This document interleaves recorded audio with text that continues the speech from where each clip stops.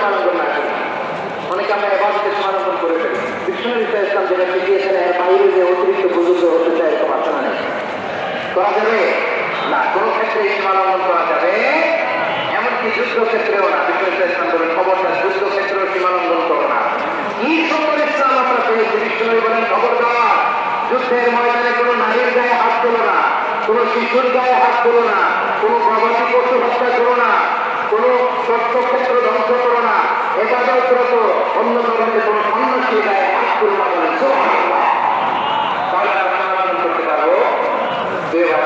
একটা সুখী সমৃদ্ধ শান্তির সমাজ, মানবিক সমাজ যদি আমরা গঠন করতে চাই, আমাদের আল্লাহ কয়টা আদেশ মানতে হবে বলেন দেখি।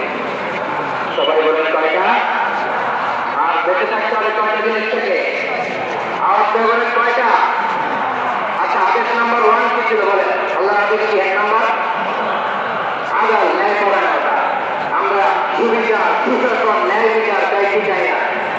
2 নম্বরে কি ছিল? মাশাআল্লাহ, আওয়াজ করে বলেন 2 নম্বরে কি ছিল? ইহসান, আমাদের সবার প্রতি দয়া পরবর্তী ইহসান। 3 নম্বরে কি ছিল? নিকটাত্মীয়দের দান করা, তাদের অধিকার পত্র বুঝিয়ে দেওয়া। পাশাপাশি 3টা জিনিস থেকে আল্লাহ বারণ করেছেন, নিষেধ করেছেন। তার প্রথমটা অশ্লীলতা।